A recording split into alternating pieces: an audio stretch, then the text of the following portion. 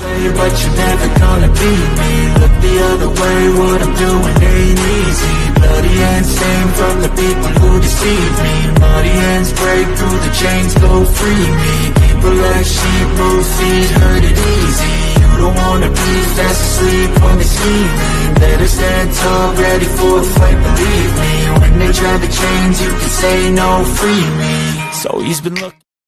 Hello, everyone, and welcome once again to another edition of the Geek Gauntlet Podcast. I'm your host, Mr. William D. Morgan, and tonight we got a cast of thousands with us coming through. Got two gentlemen in the world of podcasting that are well known. First, here from the World of Stars podcast, I'm bringing my man Garrett Jones in. Garrett, how you doing tonight? How's everything going for you? I'm doing all right. Things are going pretty peachy. Good. And last but not least, and bring on this gentleman. He plans this show each and every week. And bring my man Shaw in. Shaw, what's up? How you doing? What's up, y'all? How you doing tonight? All right. Let's go ahead and get the show started. Go ahead, Shaw. What you got for us? As the first story. All right. First up, Death Battle, Mika versus Ruby. Have you guys seen the fight or what? I haven't. My vote is for Ruby just because she's the only character I know. I thought it was right. And I always I think in certain instances, the character to Ruby can be a bit overpowered. So I thought the decision was correct for her to lose, but I know a lot of Ruby fans won't agree with me. I legitimately know jack shit about either one of them, so whatever happened. Yeah. Now but next week's time, gonna be interesting. Yeah, Blade versus Buffy. Now, what are y'all thoughts? I still maintain that Blade is going to win. We talked about this in the chat. Yeah. My money's on Blade just because he's got years more experience. He's got that he's got that hybrid daywalker strength, none of the weaknesses that would otherwise hinder a vampire. And just from a physical standpoint, he's automatically going to be just a bit stronger than Buffy is. Yeah, let me explain why that's not the case. So first up, vampires in both verses appear to be the same or similar, at least as far as strength, and so we can scale that way. Blade has vampire strength. No the weaknesses, but that's what he has, vampire strength. Buffy is stronger than vampires.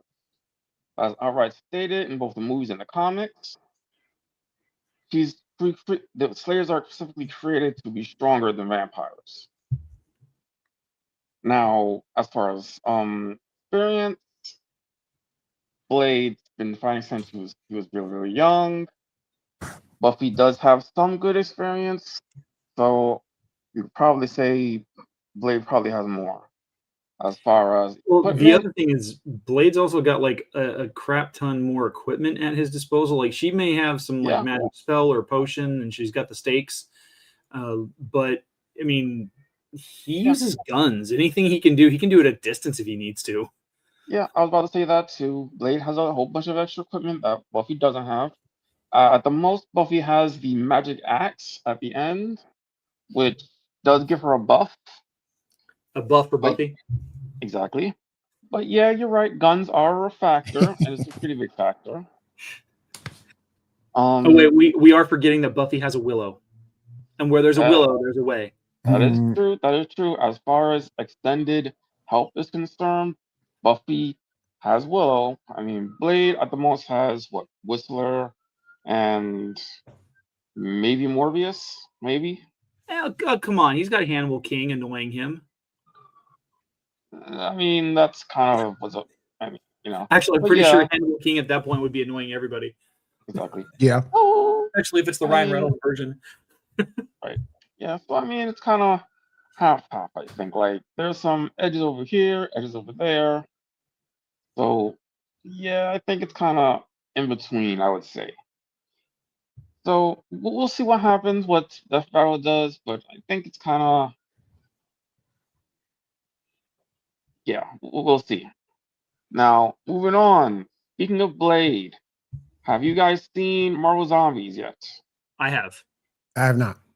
Yeah. Oh, dude, you definitely got to see it. Definitely. It's I gotta say it's. I think the Marvel the season 3 of What If was a little bit it wasn't as strong as like the first season, maybe not even as strong as the second season, but Mhm. this bit of animation is probably some of the best content that I've seen come out of Marvel in the last couple of years.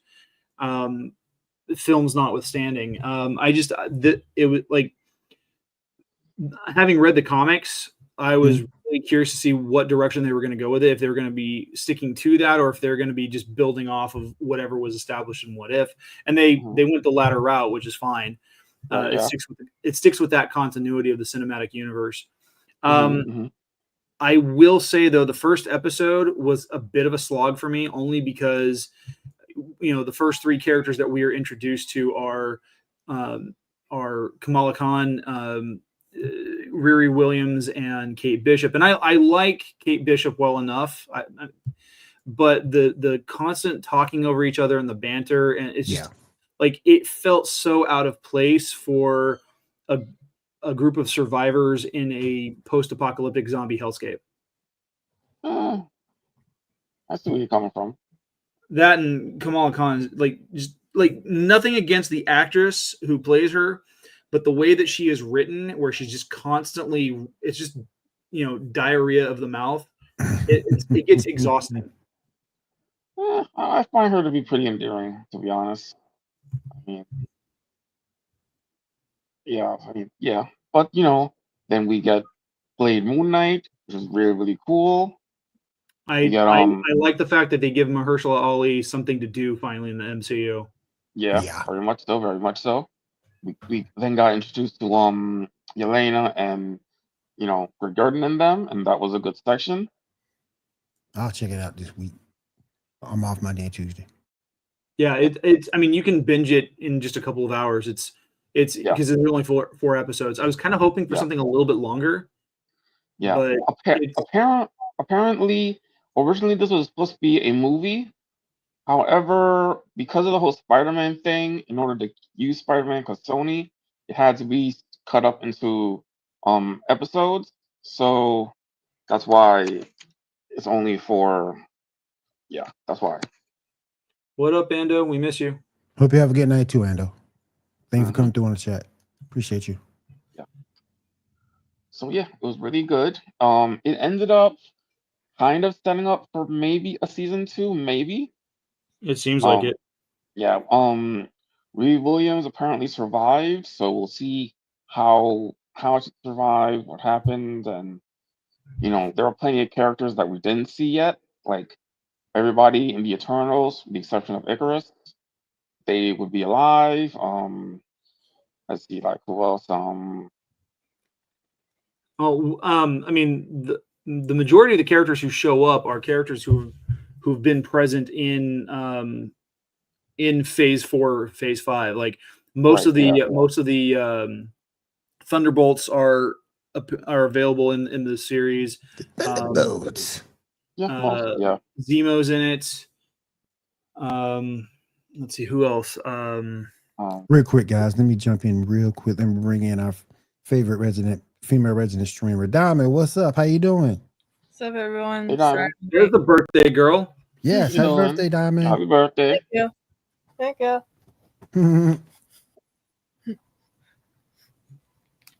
Diamond, have you seen Marvel Zombies yet? No, not yet. I was getting around to it. I have a lot of stuff I have to watch now. Yeah, it's really good. Just check it out. So yeah. Hopefully we'll get a season 2. There's talk that we might get it if there's more. If I know people see the first season, so we'll see.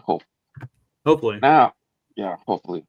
See what's next on the list? So we just got the game trailer for Wolverine. Anybody see that? Yeah, dude. As soon as you posted that, I was watching it. What are y'all thoughts? I'm excited for it. I am too. I just wish it was coming to Xbox and not being a Sony exclusive. Never. It needs to sell. That thing needs to sell like no other. I mean, It needs to be supported, because if you look back on everything it's been through, that game has been through on TikTok. they've been a lot talking of about this game for about 3 years now. Yeah. So it needs to be supported. We need to go out and support it, make sure it gets good numbers. The trailer looked great. Oh, it looks fantastic. Yeah, the trailer looked I mean, fantastic. the original It looked teaser great. where it showed him in the bar Yep. was pretty cool, and like the detail, the graphics were amazing, and like this, Plenty like of blood. We got Omega Red. We got Mystique, which will probably be it. Seems that she's going to be a playable character apparently. Yep. That's the sections. One of the things I like is there's like, how many of you guys played X-Men Origins Wolverine? I know of it. Okay. So for being a video game movie tie-in, it was actually like, it takes the story of the movie and like expands it into a much longer playable game.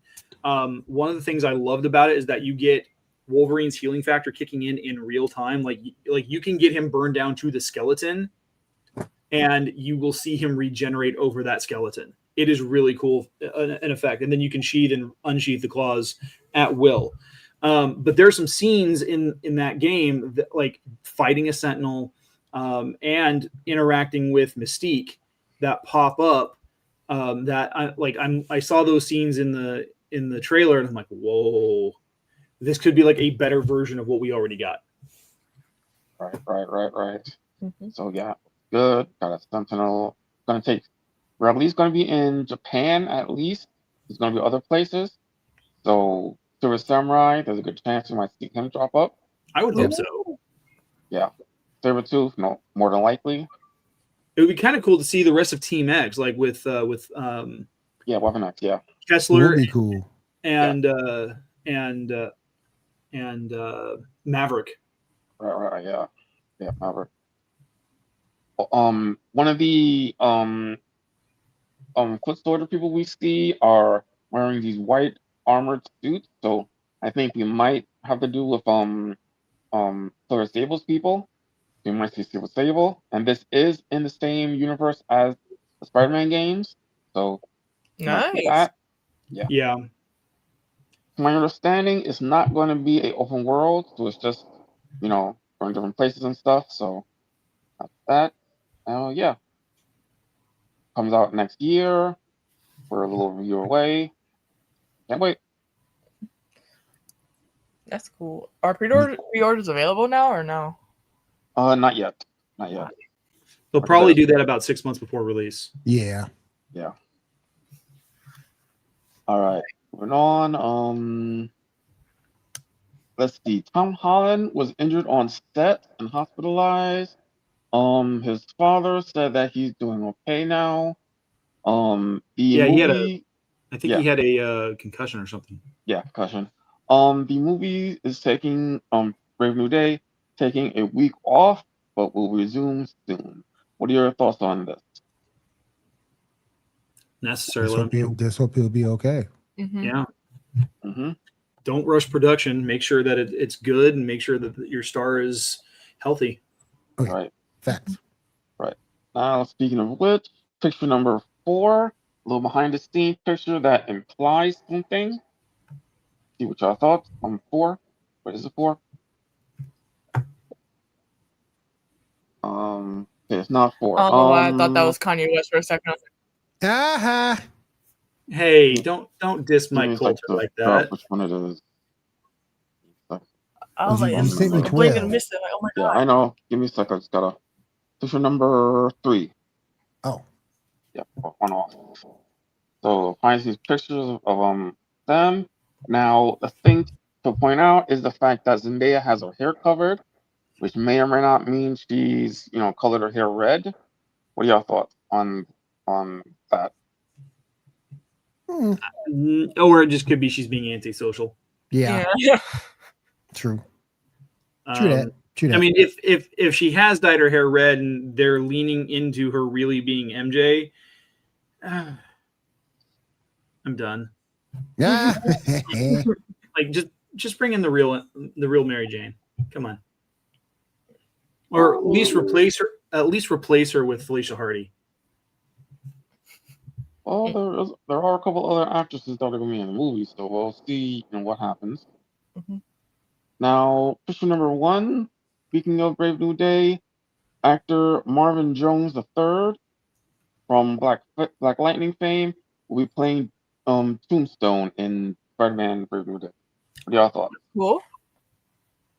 I'm excited because like Tombstone's one of those characters, like he can be like he's a real legit menace, especially when it comes to like street level crime. Yep. But with like his invulnerability and his strength and his skill sets, like he's not just a common thug. He's smart, he's adaptive, and I think he would make for a great antagonist because if some of the rumors I've been hearing about are true, and there's going to be some kind of turf war between Wilson Fisk and another crime organization, he would be the best person to bring in. Maybe. Also, apparently, the reason why the Hulk is in the movie is because and this is just a rumor, I'm not sure if this is true. Apparently, the Hulk is the reason why Peter's parents died. What are your thoughts on that? That's weird.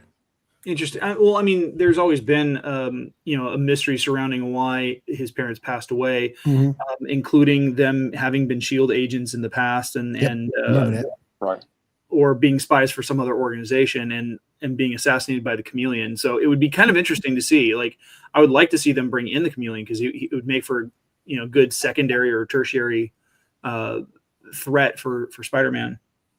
Right. Yeah. So we'll see. All right, picture number 2. We have an update on the Spider-Verse movie, on the Beyond the Spider-Verse. It will now be released a week early on June 19th and 18th in 2027. What are y'all thoughts? Can they bump that up a year? Yeah, please. right. Yeah, well, I love the second one. It's like waiting for the third one. It's like waiting for GTA 6. Yep. It'll never come out. Yeah, unfortunate, but okay. We gotta wait. Still, take time as long as it's good, All right, picture number 4. Got a little update. Mike Coulter was asked if he was going to be returning as Luke Cage. He says he doesn't know, hasn't received anything yet, but hopefully he will. What are your thoughts? I'd love to see him. But it would be nice to see him again as Luke Cage in that Spider-Man. His show was probably one of the stronger shows that Netflix put out. Like, I mean, obviously Daredevil is kind of the GOAT for the Netflix Marvel stuff. Him and Punisher for sure. I really liked the first season of Luke Fist, and the second season wasn't as strong for me, but it was still watchable. Definitely better than Iron Fist. Mm-hmm. Well, hopefully he'll be in. Heard something about him maybe being in Daredevil Born Again, but we'll see. That would be cool. Yeah. All right. Next up, The Mandalorian and Grogu trailer dropped a few days ago. What are y'all thoughts? Does anybody see it? I haven't seen it yet. I have. I watched it Monday, and then we actually did a reaction for War of the Stars, and I'm cautiously optimistic. It feels kind of unnecessary because, I mean, I know they've been planning this for the last couple of years, but like, we didn't need a season 3 of The Mandalorian. Like season 2 would have been great to just end it right there because Mando's story was done. Grogu was put into the hands of Luke, and they could have been fine with that. But it just felt like they didn't want to leave well enough alone because of merchandising and whatever. But my biggest thing is, one, I'm confused about where this falls into the timeline because midway through season 2 is when he lost the Razor Crest when it got destroyed from orbit. And he's got it in this one, or he's got a version of it in this one. Yeah. So I'm not sure where it falls. It is a new one, to my understanding. The other thing is the title card at the end of the trailer felt very out of place. It felt more like Indiana Jones than it did Star Wars. And so I'm cautiously optimistic. It looks good. I like the fact that we're seeing Rhoda the Hutt as a grown up. Jeremy Allen White is set to do the mocap and the voice, and so I like that. He's a good actor. I don't know. I'm kind of burnt out on Mandalorian right now. Right. William, did you see the trailer? No, I did not. Okay. Well, I've seen it. I'm not super interested. I'm gonna see it for completionist sake, but I'm not super into it. Like, if it was by itself and I hadn't seen Mandalorian, I probably wouldn't want to go see it, but I'll still see it. Right. Yeah. All right. Let's see. We got some information about the Superman sequel, Man of Tomorrow. It is said to be about Superman and Lex working together to stop a larger foe. We're assuming that it's going to be Brainiac, but maybe it might be something else. Like, maybe it might be the Crime Syndicate, since they did have Ultraman and he went into a black hole, so maybe he shows up on Earth too. We have a slight tease for it, question number 5.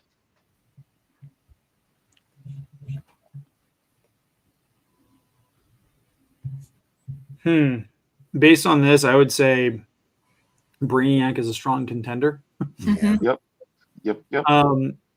But who knows? I'm curious to see how this plays out.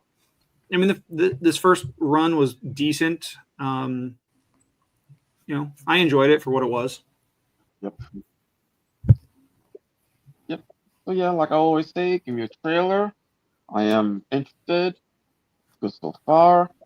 Now, speak of Superman, Peacemaker. Did anybody see the most recent episode? I have not watched a single episode of the show. I didn't catch this one. Well, basically, we get the reveal that the Earth that they're on is Earth X, more or less. We get some Nazi stuff, so that's definitely what it is. It was kind of spoiled to me, like the day after it dropped already, so that kind of pissed me off. Though I kind of already knew because there was a theory dropped online like a couple weeks earlier. So, but yeah, that happened. We saw Lex Luthor helping with Flag get figure out where the device thingy is, and yeah, see what happens next episode. They did mention that there'll at least be one other Superman character showing up. Cool. And yeah. All right, question number 6. Some potential Nightwing casting. Y'all thoughts about this? I think he'd be good. He looks the part. Yeah, I mean, he did a good job playing Billy Batson in the Shazam films. He's a credible actor. I mean, for a kid who came out of Disney, I think he does well enough. Oh yeah. Oh yeah. Hey, he came out of Disney? Yeah, he was. I can't remember what show it was on, but he was on a Disney Channel original show in the last 10 years. Yeah, I think he was on that Dewey Hauser thingy, I think. No, hold on. Wasn't he? Yeah, he was, wasn't he? I remember seeing I'm pulling up the. No, Andy Mack. Oh, okay. Yeah, it was the 2017 to 2019 series Andy Mack, where he's like one of her best friends. I never saw that. Right. The one that that lady was in before that. Was it good? Right. It was all right. It was hard to follow for me because I just didn't get the gist of it. But my former stepdaughter enjoyed it.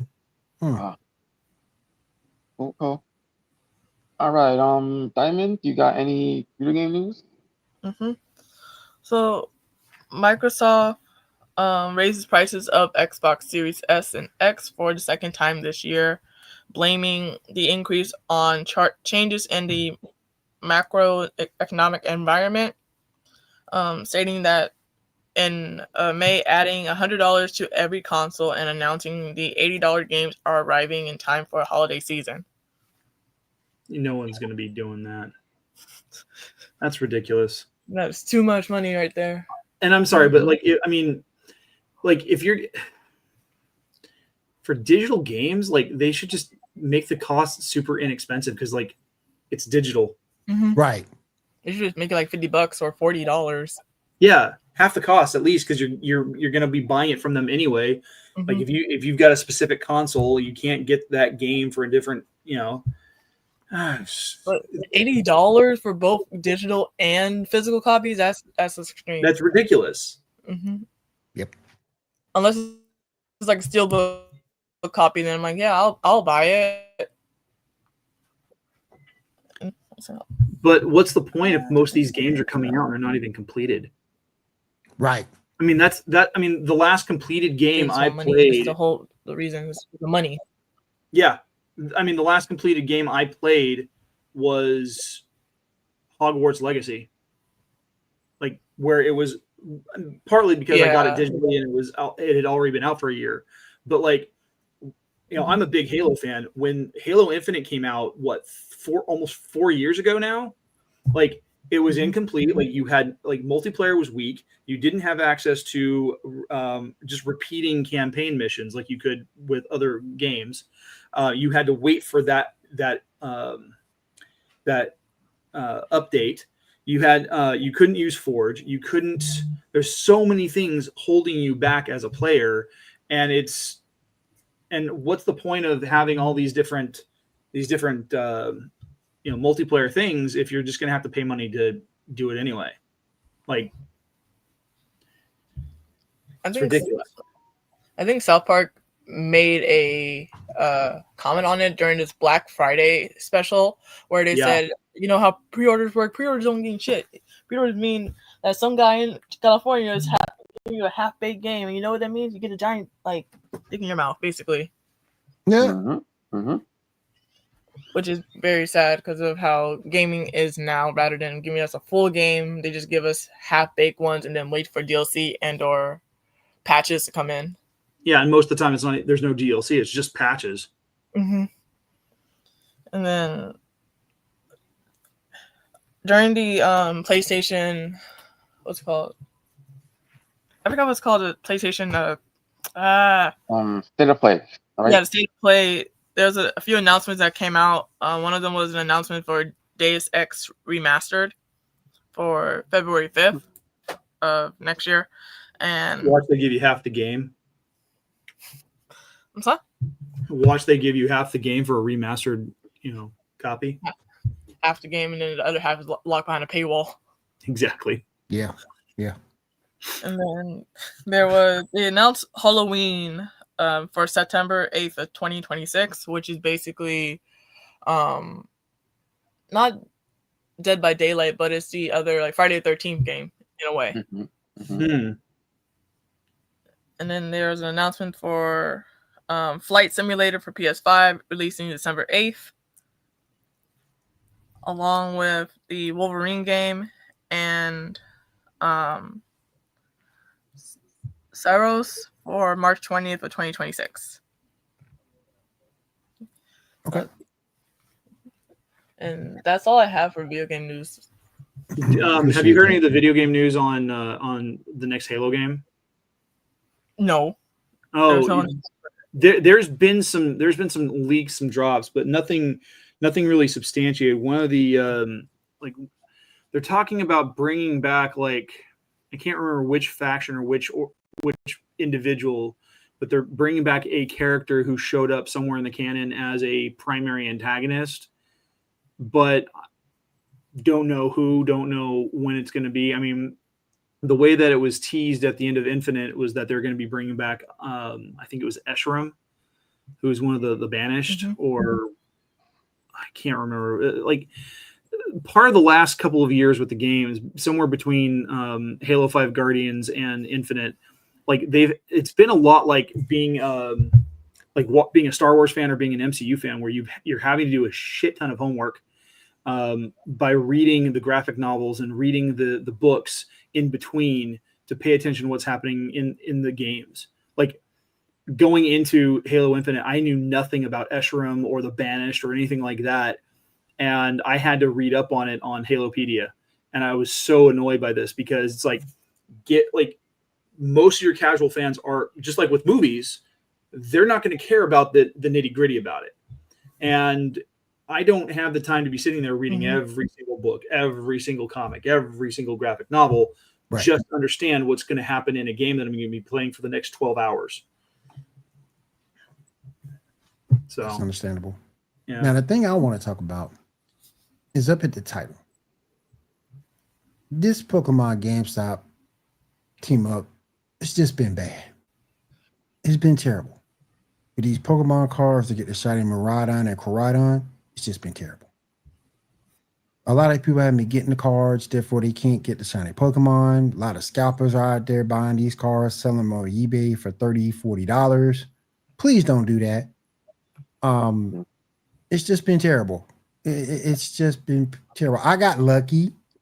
Ended up with 2, but and again, you have to have 2 different cards because it's two different characters. So you get one for one game and the other for the other.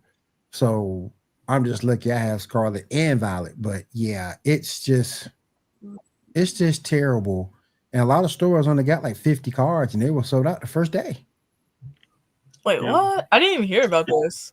Yeah, they so what they did with the Shiny Miraidon and Koraidon event, they have cards that you have to go to Best Buy, that you have to go to GameStop to pick up.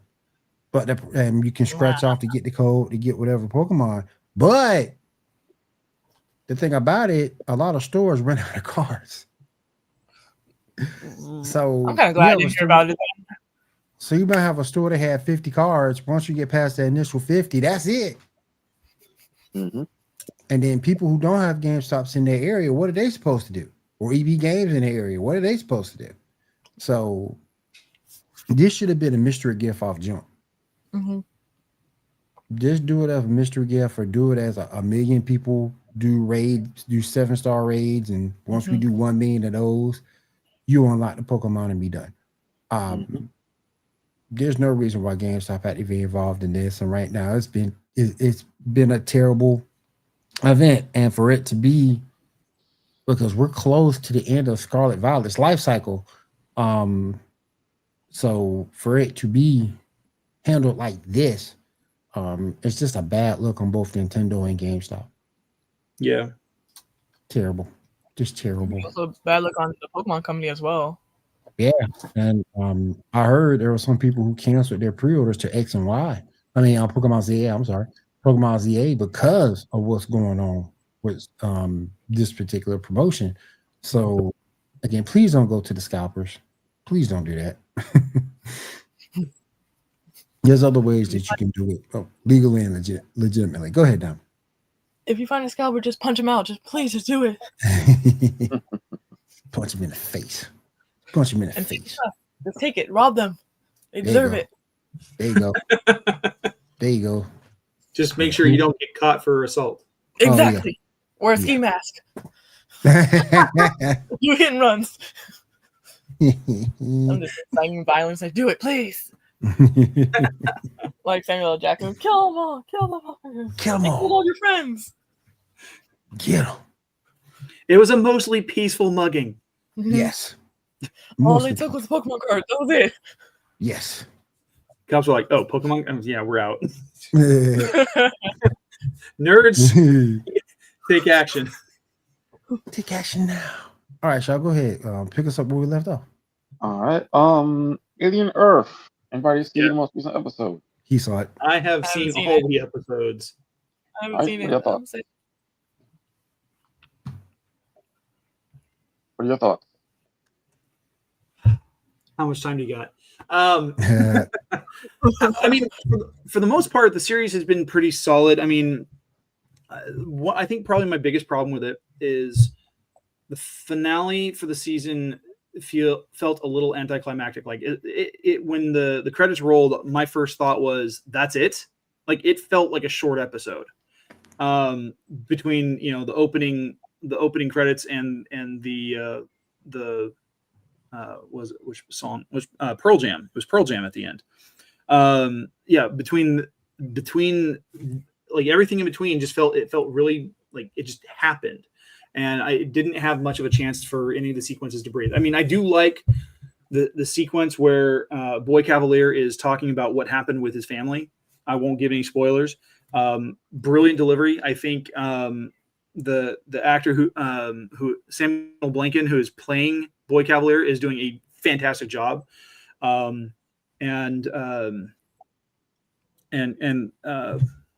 who plays Kirsch? Oh, it's going to kill me now because I'm going to think about it like after we wrap up the episode. But like Kirsch is probably one of my favorite characters of the entire series because he is just so like well executed, well planned out. The performance is amazing. There's definitely the Roy Batty vibe from Blade Runner going throughout. But I think one of the biggest issues I have is, one, you don't get enough time with the xenomorph. Two, like seeing it out in broad daylight feels weird because it highlights that it's a guy in a suit. And then there are some really cool scenes, especially when it's indoors and it's dark and whatnot, but I don't know. We don't get enough of it, especially for a show called Alien Earth. But then I feel like the show asked more questions than it answered. And you see that in a show that knows, even if nothing's been officially announced or officially discussed or officially contracted, it feels like that's what happens when they know for a fact that they're going to get renewed for a second season. My question is, I'm like, they should make that announcement now that they've been renewed. Otherwise, like if FX doesn't renew them, then we're going to be stuck with a single season of a show that has no answers and no conclusion. Right. And one of the biggest problems with shows that are on streaming and that have been on cable is that they have they'll go years between seasons. I mean, think about the audience drop on not Game of Thrones, but House of the Dragon. From the time that the first season finished to the time that the second season aired was 3 years. In 3 years' time, and I get it requires time to make a TV show like this because there are lots of moving parts, lots of money going into it, a lot of practical and digital special effects and all that. Yes, but to have that much of a gap between seasons, it causes the audience to lose. I mean, when you had shows that were on network television, they got the ball rolling, and they you knew halfway through the season if they were renewed and picked up for a second season or a fourth season or an eighth season or wherever they were in the series, and you would have at most 3 to 4 months between seasons. That way you could catch up on reruns. You could catch up on it. Like say you missed an episode, you can go and catch that. And then you're all locked in for the next season. You're good to go. And and unfortunately, we're probably going to have another. I mean, think about how long it took for like the first promo trailers for Alien Earth to be announced before the show actually aired. Like they were going on for at least a year, maybe 2. And it's like, just put it out already. So that's where I stand. I mean, it's a good show. I enjoyed it. This is really the first show that Noah Hawley has done that I've actually watched all the way through. Like I never watched any of Fargo, and I got a couple of episodes into Legion, and I got bored with it, and I stepped away. I've got it on my watch list to go back and rewatch, but like I just didn't feel as invested in that one. And I'm a huge X-Men fan. All right, so what we got down next? All right. This is kind of a thought I had, but I want your guys' opinion on this because I'm not a player. I've never really played a Legend of Zelda game. So what if they made a Legend of Zelda game where you could actually play as Zelda, either where you have a Zelda story and a Link story, or you play with both of them and you like switch between characters, co-op style. What are your thoughts on that? I think it would be kind of cool if you had a story that was kind of done in the same way as Halo 2, where you spent time playing as Link, and then you get to a certain point and you play as Zelda, and then eventually their adventures dovetail, and they have to work Mhm. together. And at that point, it becomes co-op. That'd be cool. That would be cool. I like that. That'd be cool. Mm-hmm. Cool. Yep. I like that. Yeah. That'd be straight. So there are options. Yeah. What happens?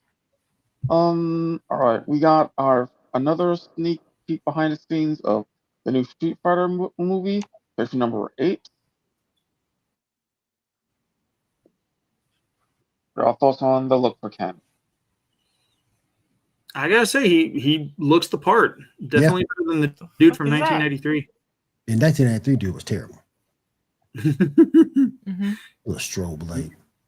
And you know what? Noah Centineo is actually, he's a pretty decent actor. Like, I didn't care for him in Black Adam playing Atom Smasher, Mhm. but the show that he's on Netflix, The Recruit, which I'm still trying to figure out if that's a revamp of the film with Colin Farrell, but he does a good job. He plays a believable. He's believable in the role, and I think it'll be interesting to see him in a much more physical role. Hey, Janae, what's up? Janene. Welcome to the stream. Hey. Mm-hmm. All right. So is any of you planning on seeing Gen V or no? I do. I haven't plan even on watched seeing The it. Boys since season 3. I haven't seen I it. plan yet. on seeing I'm it. trying to catch. All right. Well, we have the episode schedule, picture number 11. Let's see what y'all thought. Yeah. So leading into October 22nd. Any thoughts on catching up? It's only going to be 8 episodes. Probably catch up. Is this for next year or? This is the season 2. Yeah, I need to okay. catch up. Cause we can catch 1 through 4, Mm-hmm. and then be right there for 5. Yep. All right. Next Mm-hmm. up, picture number 8. Is it 8 or 9? Wait, 9. Yeah, 9. Yes. So Battle Royale will be returning to theaters. Anyone interested in seeing it? I've never seen the original. Like, I know that this is Me neither.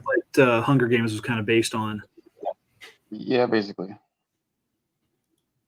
It's an enjoyable thing. I mean, pretty good, Okay.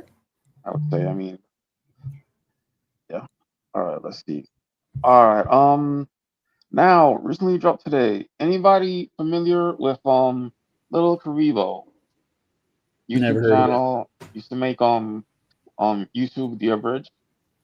Yeah, I'm about to say he's a creator, right? Yeah. Yeah. All right, so he's currently starting a sort of a reaction type thing where he commentates at episodes of Power Rangers and Zeo Ranger. However, Jew Ranger, Jew Ranger. Both the Super Sentai and the Power Rangers going episode by episode. Are any of you interested in that? I I am. probably would be. I mean, like, it's right up my alley. Yeah, he just dropped episode 1, so episode 1 of Jew Ranger and episode 1 of Power Rangers. Shit. Yeah, I'm looking at it right now. Mm-hmm. I've seen it. It's pretty good. If you're interested, check it out. Speaking of Power Rangers, picture number 10. Disney XD is apparently doing a series, a Sentai series, similar to Power Rangers called Armor Stores. It's gonna be on Disney XD. This feels bastardized. This feels like Power Ranger Dino Thunder. Yeah. But bootlegged Yeah. out of India. Yeah, it is based on a Super Sentai, or not a Super Sentai, but a Tokusatsu type show. So Right. Yeah. I mean, it's definitely got that vibe. yeah, The graphics look a little better. yeah. I think it came out in 2017, I think. So, I mean, give me the first episode and we'll see. Oh, yeah. And it's supposed to be coming out this month, I believe. So Okay. yeah. All right. What else we got? All right. Picture number 7. We got some casting for Highlander. Tayo Hansu is joining. Anyone interested? That's good. Yeah, I've been yeah, I wanna see following that. the stuff about the Highlander for a while now. I'm really digging the fact that Chad Stahelski is helming this. Like, he's good with doing action. I love the John Wick films.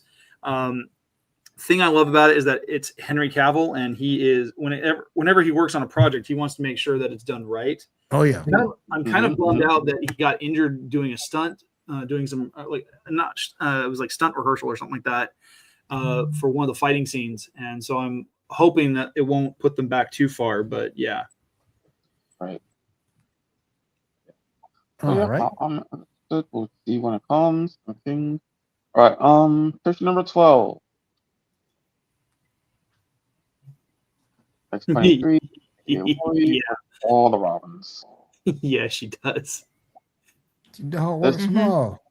This includes Carrie Kelly, I believe.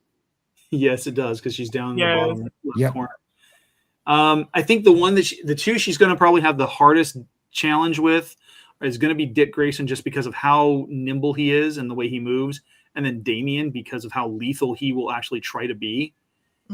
She's just gonna wipe the floor with all of them. Oh yeah. She dog walks. Right. All right. Is that all you got, Shaw? Oh, well, I have one more thing I can bring up. Sure. So with Fantastic Four First Steps hitting digital recently, my thoughts go to the end credits scene, which I personally think was a little lackluster because all the hype that was for it. All it is just the behind the seeing Doctor Doom from behind. That's it. So my alternative, what they could have done, flash forward a few years, you have you zoom in on Stu and a Franklin that's a little older. They go into Reed Richards' lab, whatever, but you see him frantically doing calculations, looking really worried about stuff. They're like, "Hey, what's wrong?" But then Johnny or Ben walk in and say, "Hey, you gotta come see this." They go to the balcony. They look up. They see a whole other Earth in the sky, and then it zooms in on Reed, and he says, "Oh no, the first incursion," and then the movie ends right there. The thing ends right there. What are y'all thoughts on that? I think that would be pretty cool. I mean, they could still have some kind of segue into having Doom there, but yeah, I think it would be cool. I agree. Pretty cool too. Yeah. That is assuming they're still doing the incursion thing, because there's been stuff hinting at it. So we'll see. Like, I don't know if they really are still doing the incursion stuff. Right. So yeah, that is all I got. All right. Thank you, Shaw. We do appreciate you as well. Thank you, Diamond, for the video game news. Let's go around and see what everybody's doing in their personal lives. But before we get on out of here, Garrett, what you got going on this week, my friend? Well, just today, my son and I adopted a cute little kitten. He was about 9, maybe 10 weeks old. Okay. Cool. Yeah, I posted it in the Feast of Fandoms chat. If you'd like, I can post it in Geek Gauntlet. But That'd be cool. He's a cute little gray with tiger stripes and kind of these teal colored eyes. Like he earned the name Lestat. Okay. That's a cool name. Cool. Yeah, I as soon as I saw him, I'm thinking Tom Cruise Interview with a Vampire, and that's his name. All right, Damo, what you got going on this week? So this week I'm gonna stream Dragon Age Veilguard and stream the newest Final Fantasy game. Cool. All right, Shaw, what you got going on for this week to wrap us up? Gonna check out Batman Aztec, that dropped recently. Yep. We'll have that on the show next week. And other than that, same old, everything the same. All right. I want to say thank you for everybody having us in your living room this week. We do appreciate it. I want to say thank you to everybody on the panel, Feast of Fandoms, ESEN, Elite Sports Entertainment. I want to say thank you to everybody who came through. We do appreciate you guys. We will see you all again next week right here on the Geek Gauntlet Podcast. Have a great week. Have a safe week and take care. Later, guys. Peace.